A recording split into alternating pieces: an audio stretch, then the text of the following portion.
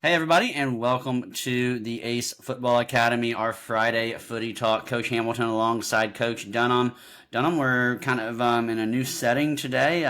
I'm currently in Lexington, house sitting and dog sitting for my sister, so you drove over to join me today to do that. We're also a little late this week because it is Friday, I guess early afternoon now. We usually record on Thursday evenings. But that is because you were too busy winning championships last night. Heck yeah, we were. So last night was the middle school championship games. The girls played first. Model ended up winning their championship against Garrett County. And then the boys Cottle played Garrett County, and the boys ended up winning 2-0 to win their fourth consecutive That's awesome. middle school championship game. And it was a fantastic game. When you go to these championship games, you hope it's not a blowout or boring, but man, it was just an entertaining, fun game to watch, and very proud of the boys. Good stuff from them. Awesome, which leads us to our conversation today. We're going to kind of talk tournaments. We're going to bounce around a little bit where we're going to talk tournaments from different perspectives. We're going to talk about tournaments, what they should be, and things of that nature. So, real quickly, Coach, I think it is safe to say that no matter what age they are, kids love going to the tournaments. That's what they're going to remember. And I think it's going to be important as we talk through this entire episode that results matter as they get older, but even the oldest, most talented teams, when you talk to them in the future about, hey, remember that tournament we went to Gatlinburg? They remember the night at the hotel. They remember the swimming pool. They remember trying to hunt down coach's room, right? Like, those are the things that they remember. And I think overall, as we get into the heart of this talk about tournaments, that is something that we all have to remember because that's more of what it is about for the players, and we should be focused on that. Well, it's the bonding. It's the team experience.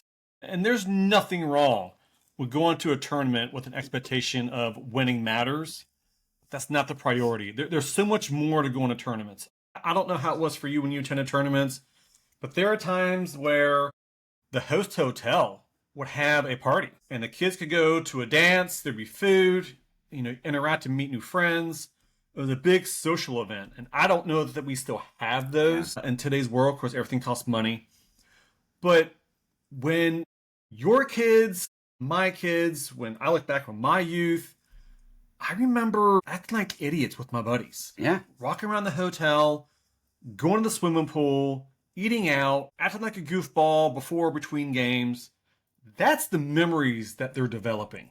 And that's just as important as the game itself, because that's a part of their learning and development. It's understanding the team chemistry. Yeah. It's the team building. It's understanding that my teammate, I value that teammate. So, don't just focus on the games. There's a lot more going on when you're traveling here. So let's kind of get into this a little bit. I think it is very safe to say that oftentimes tournaments feel bigger than they are, especially those tournaments, and I'm sure we'll get into them a little bit when we talk about, the State Cup and the President's Cup and the Challenge Cups and all those cups that happen in May for us.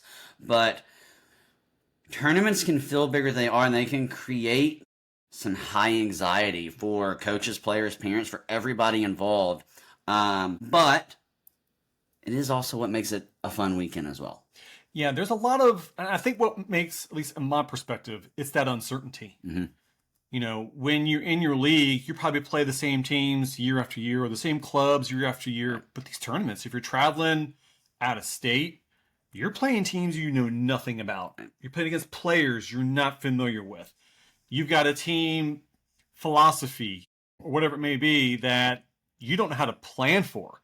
So your team has to be locked in for those games. And that's what makes the tournament seem bigger, that uncertainty. You don't know what you're going to run into. It could be a team you blow out 8-0. It could be a team that blows you out 8-0. Right. You just don't know what you're going to run into. Yeah, and I think also having that, having those multiple games. Hey, we're going to play twice on Saturday, twice on Sunday. Everybody get ready to play.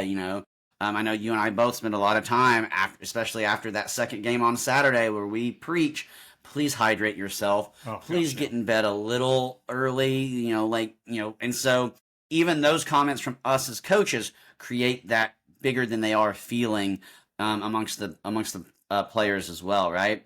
The travel. A lot of times, are there some teams that travel to an hour away and play a tournament and they come home that night? They do, but I think you and I as coaches, we both like to travel because of a lot of the things we've already talked about: the team bonding, the playing the teams that you don't normally play on a week to week basis, and seeing that in those new teams and creating those opportunities for our players. So all those things kind of go into why tournaments often feel bigger than they are. But I think we also have to bring in the parents conversation a little bit on this, right? Oftentimes, these tournaments are treated as, hey, if we don't win this tournament, then our season was a failure. And even maybe that's too harsh for a lot of the parents, but even we're talking about making tournaments feel bigger than they are. How many teams bring goodie bags for their players, which I love, right?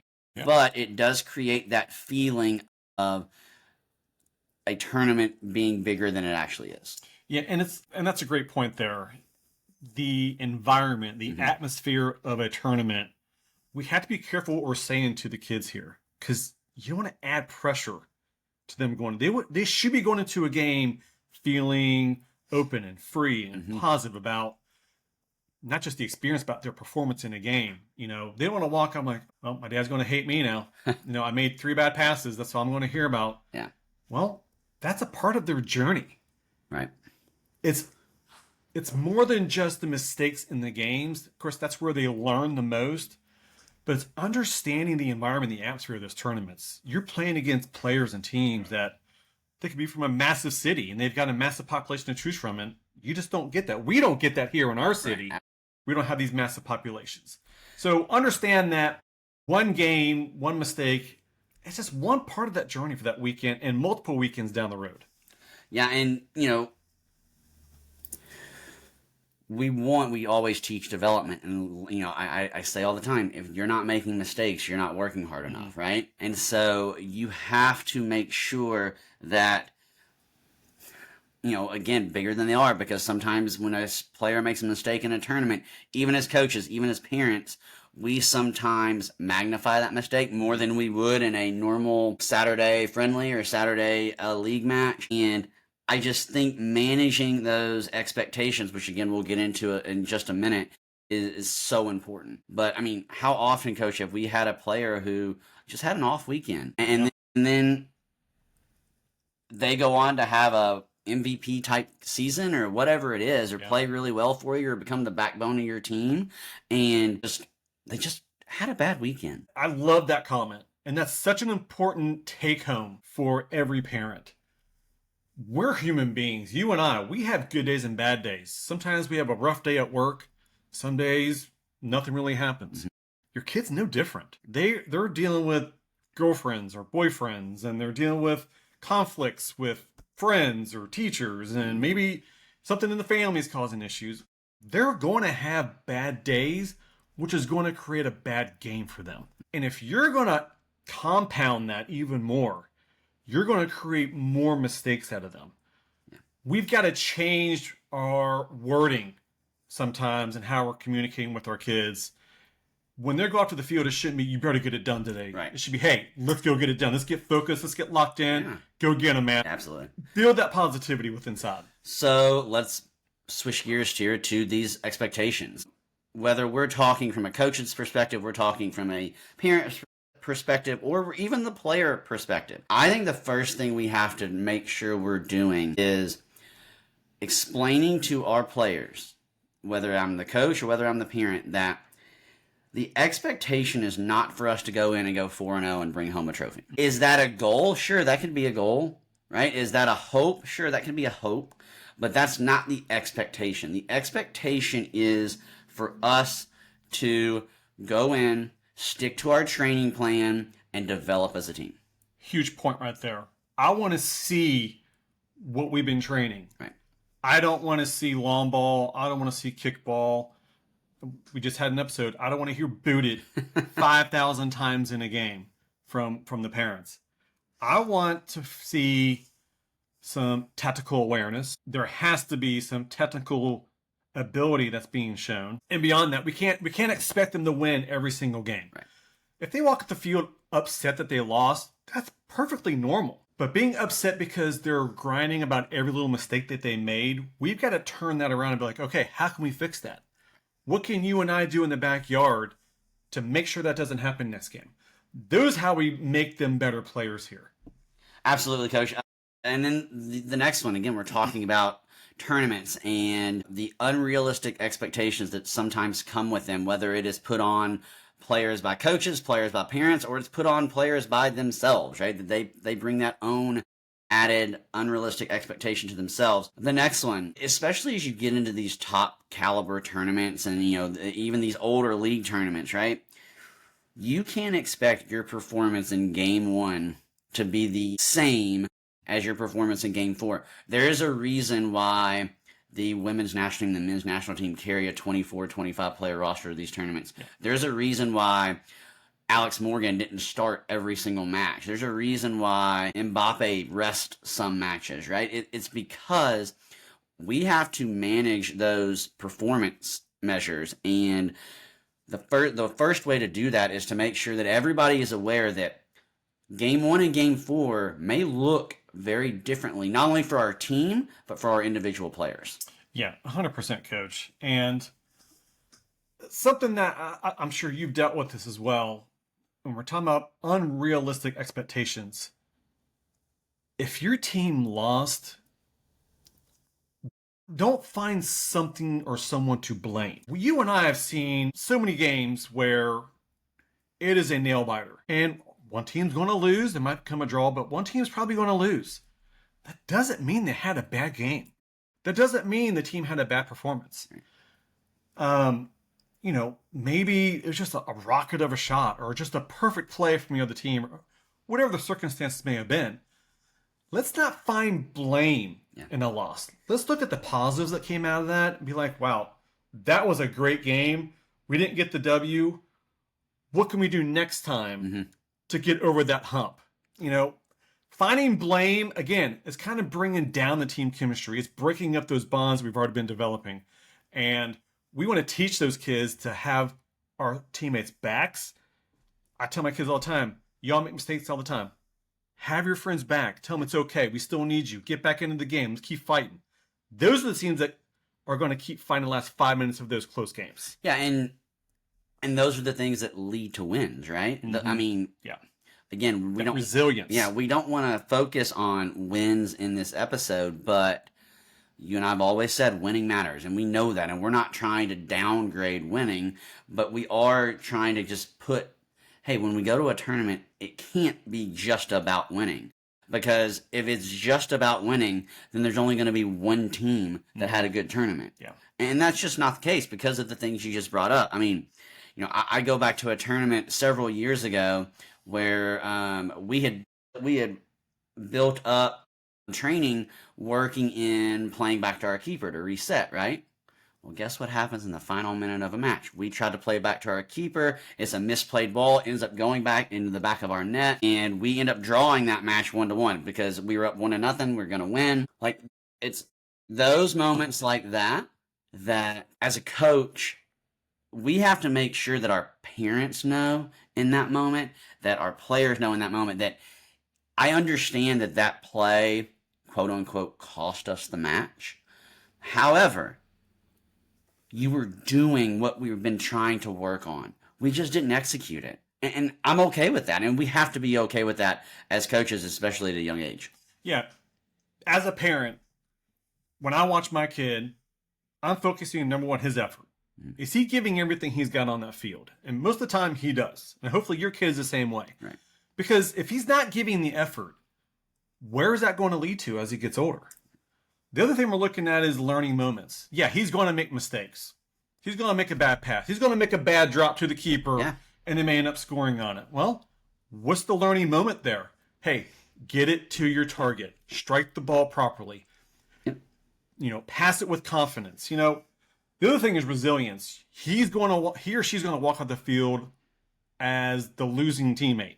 Yeah. And they've got to learn it's not the end of the world. Right. They've got to learn that their teammates and their coach have their back. and their parents should actually have their back as well. But they've got to learn to be like, all right, it was a tough game. We still played great. I'm going to the third match. Yeah. Win, lose, draw. We're going to give it everything we've got. Well, that and it's not always just about one play. Are some plays bigger than others? Yes, but and again, I'm just going back to that one match. I don't remember the details except for that one because that's who we are as coaches. Mm-hmm. But I'm sure we missed an open strike. I'm sure we should have scored at some point and didn't. I'm sure they should have scored at some point and didn't. So we can't just zone in on that one mistake that, again, quote unquote, cost us the match, because that's not what tournaments have to be about. Coach, let's get into a little bit of the player perspective. Especially as they get older, I think kids do start to feel that pressure. And a lot of times, not all the time, because some kids are just intrinsically going to provide that own anxiety for themselves, right? But sometimes that pressure comes from parents and coaches saying, hey, we've been preparing all year for this weekend. Everybody ready to go? This is it. This is what we've been working for all weekend. And then we show up the first game and we're nervous as all get out. And then we lose the first game and now it's just like, well, what are we going to do the rest of the weekend? Yeah, and I think it's important that we kind of define what is good pressure to put on our kids and what is unhealthy pressure. Good pressure is, hey, get locked in, man. Or, hey, you've been napping all day. Well, what are you doing? We gotta be ready to go in an hour. Yeah. We gotta press our kids to be ready, to be engaged and focused, put in that work, and practices and training sessions, having that proper nutrition. That's the good pressure we need to put on our kids, to being prepared for our games. The unhealthy stuff is, hey, I better not see a single mistake today. Right. Or if you don't win every 50-50 ball, we're going to have a talk after this. Or, when we get home, because of all the mistakes, we're going to go out for 3 hours. We're going to work on never make those mistakes again. That's unhealthy pressure. And when they go to their games, that's what's in the back of their head. Oh, if I've made 3 mistakes already the first 15 minutes of the game, I might as well just step off the field now. Yeah, absolutely. And I love what you said there. When you talk about the good pressure, I would love, hey, what have you been working on in training this week? What do you think coach wants to see from you all this week? Yeah. And what are you going to do in this game today that's going to show coach that you've been paying attention in training, right? So just kind of seeing things like that, adding in, again, there's nothing wrong with a little pressure. There's nothing wrong with a little nerves. As a matter of fact, it's good, right? Absolutely. It's good to be nervous. But we need to make sure that they are able to step into that atmosphere and just enjoy it and not be in the back of their mind, oh my gosh, I've already screwed up. Dad is going to be so mad at me when I step off this match. You know what I would love to start seeing my son do? And hopefully other parents can kind of feed off this a little bit. Growing up, they get in the car and it could be, hey, what could you work on today? Or what did you do good today? Or what was your feeling of the game? At one point, I want my son to get in the car and he start the conversation of, I cannot believe I missed that shot. Yeah. I cannot believe I had that perfect cross. Yep. I can't believe Charlie didn't see me wide open on the other side of the field. When the losing eats them up, where they want to get better, that's where we want this to lead to. We don't want to start every conversation. We don't want to make them feel like they have to hate losing. They should want to win, to where losing eats them up so much that propels them to work out and put in the extra work. Yeah, what an excellent point. And again, once they get to that point, they're also hitting on something that we've mentioned multiple times. They're understanding that mistakes are learning points, right? They're not failures. Yeah, I can't believe Dunham played me that perfect ball across the middle, and I can't believe I couldn't get to it, right? And so things like that happen, but when they recognize them, and Dad doesn't have to be the one that, hey, what was happening on that run that you were a little late on, right? Where Dad is trying to be positive about it. Dad's just trying to figure out what happened. Why, did you not see it? Was the ball just a little too far? Were you trying to stay on side? What was happening on that run? Because I feel like you should have gotten there, right? But when son gets in the car and is like, Dad, I screwed that run up so bad. Like, I saw it, and I couldn't tell if I was onside or not, so I hesitated, and then the ball got by me. right? So now those conversations, now your question, and instead of saying, hey, what happened on that run, your question can now be, all right, next time, what does that run look like for you? Right? And he's just like, I'm not going to hesitate. And if I get called offside, I get called offside. Right? And so now we are taking those mistakes and turning them into learning moments. Yeah, the last part of this that we want to kind of get on the player's perspective, nutrition. When kids are, 4 to say 10, maybe 12 years old, nutrition still matters, absolutely. But their body's still developing. They haven't hit puberty yet. But once you get to the middle school, high school ages, nutrition can make or break a performance. Especially in these 4 games in 2 days. I mean, when they're sucking down 2-3 Cokes a day and they're coming home after the game and they're putting down, all these sugary juices and greasy hamburgers, it's not helping their preparedness for the upcoming games. I remember when I was at tournaments, after our first game, I would lay out to everyone, no pops, they got to drink water. Yeah. If you're going to drink Gatorade, dilute it. Yeah.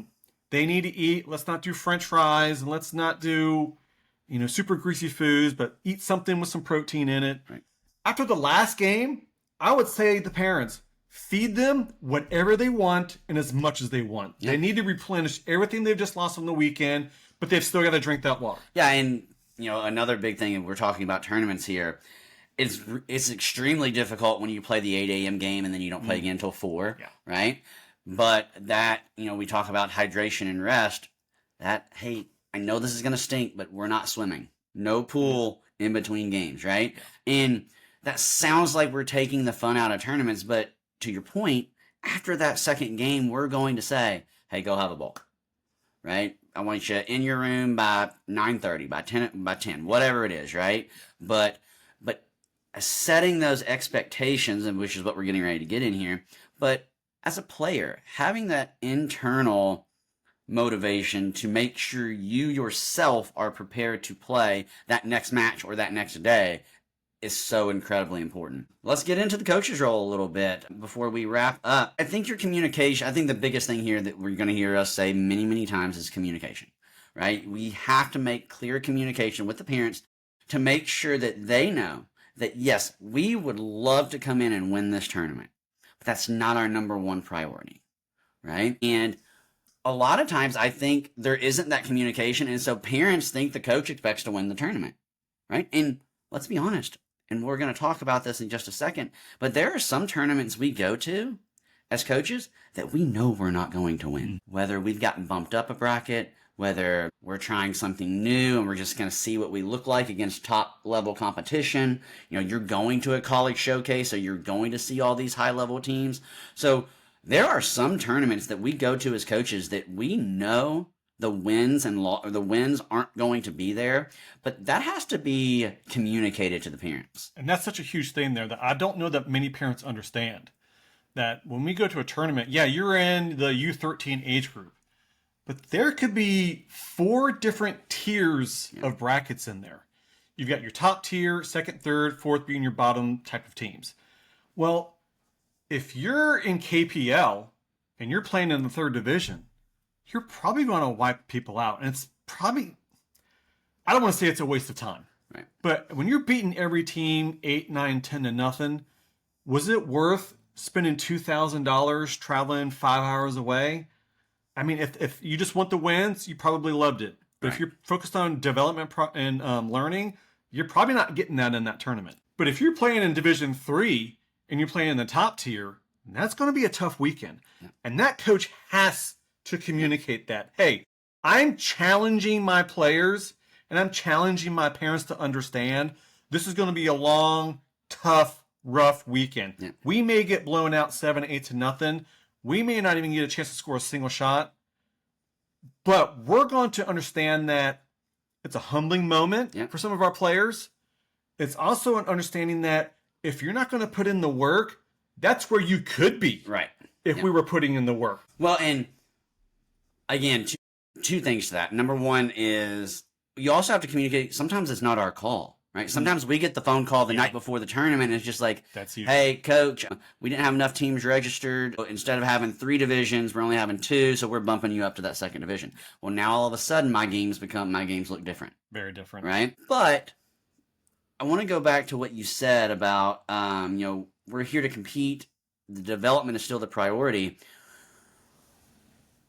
Development, I think, happens more in those moments where you are losing 4, 5, 6 to nothing than they do when you're winning 4, 5, 6 to nothing. Because as we know, we're all human. They're children, and when we're up 4, 5, 6 to nothing, it becomes okay. It's time for me to get one, right? And so now those training issues that we worked on have gone out the window.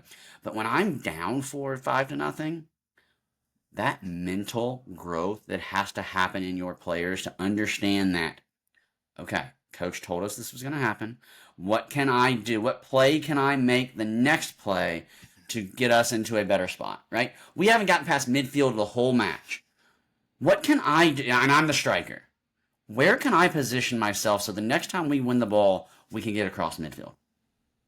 That's such a powerful comment right there, where if the coach said this is going to be a tough weekend, we're building mental toughness into our kids. Yeah, we're going to lose 5-0, but we're going to show up for the second game, and we're going to fight just as hard. Mm-hmm. If we're getting in the car with our parents and we're blaming the coach because we didn't win the game, or I can't believe he put Tommy back on defense, or I can't believe he put that kind of formation on the field, we're taking away the effort that those kids put on the field. And I can't speak for every single coach, but majority of coaches are putting a lineup that they believe is going to give them either a chance to win or a chance to maintain a tough match. Yep. We have to do different things. And if I'm going into a weekend where I know we're playing up 1 or 2 divisions that we're used to, I'm probably going to put some people in different positions where I've got to be very defensive, and I'm taking away our scoring opportunities, our scoring chances, or our second chance breakaways. And I need those parents to get in the car and say, hey, you know what? That was a tough game, but we defended about as good as we could. Well, and in those moments, you think about your keepers and you think about your back line and all those things, and they're like, we just got beat 8-0, But you also have to look at the positive side of those as the coach. Hey, if we didn't play as hard as we did, this game would have been 21-0, right? You all played so hard that you kept this at an 8-0 match. Love that point. Yep. And so, and then to your point, and this kind of, I guess, goes back to what we were talking about in the communication, that, hey, when we go to a tournament, every player is going to contribute. Your minutes may vary. Again, it goes into that if you go back to our playing time episode, one of the things we talked about is game situations. Am I having to move from a 4-4-2 back to a 4-3-2-1 or a 4-2-3-1? Well, guess who that affects? That affects my strikers. That affects those center mids. Because now all of a sudden, they've got to, they either have to come off the field or they have to play a new position. Yeah, next thing we're going to talk about, we've already mentioned positivity. I've been sucked into this. I believe you've been in the same boat. Getting on your team at halftime, we've got to be careful how often we're doing that. There could be a game where you're just not getting the effort, and you're seeing majority of your players just not getting in and not putting in the work, not winning the 50-50 ball, and you might want to get on them at halftime. But if I'm having to do that in game 2 as well, maybe I'm turning that into a conversation of, hey guys, what's happening? What's happening? Yeah. What am I not seeing? What's going on within the team that I'm not aware of? We've got to fix what's going on because the effort is not showing what I know we're capable of. Absolutely. Coach, just before we close out, a couple of takeaways that I want to bring up, and then I'm sure you're going to have some as well. Tournaments should be fun and memorable. They should not be stressful for these players. If we go and we play to our highest ace and we lose all 3 games that we play, then okay. Right? If we go and we play to our highest ace and we win all 3 games and then we play in the final and we win it too, then that's awesome too. But our tournament is going to be about developing who we are as a team and making sure that team bonding is at an all-time high. Yeah, and for the parent side, cheer on their effort. Sometimes you know your kids better than us. If you can tell they're not putting the effort, say something. Hey, I'm not seeing Yeah. what you're capable of. Coach, anything else before we wrap up? You know, we went from the player's perspective. You know, players, just enjoy it. Yeah. Those are the weekends that you're going to remember. And I can almost, I shouldn't say guarantee, but I can almost guarantee that when you talk about that Gatlinburg tournament or that Chattanooga tournament or that Cincinnati tournament in 3 or 4 years, it's not going to be about what happened on the field. It's going to be about something crazy that happened at the hotel or while you were out to dinner or whatever it is, right? Mm-hmm. And so make sure you keep that in perspective and just enjoy the experience. All right, Coach, it's been a lot of fun. Remember, a tournament is just a chapter in the book. It's a chapter in the season. It doesn't tell the whole story about teams. And keep working hard. Coach Hamilton, Coach Dunham, we are the Ace Football Academy. Go kick some ace.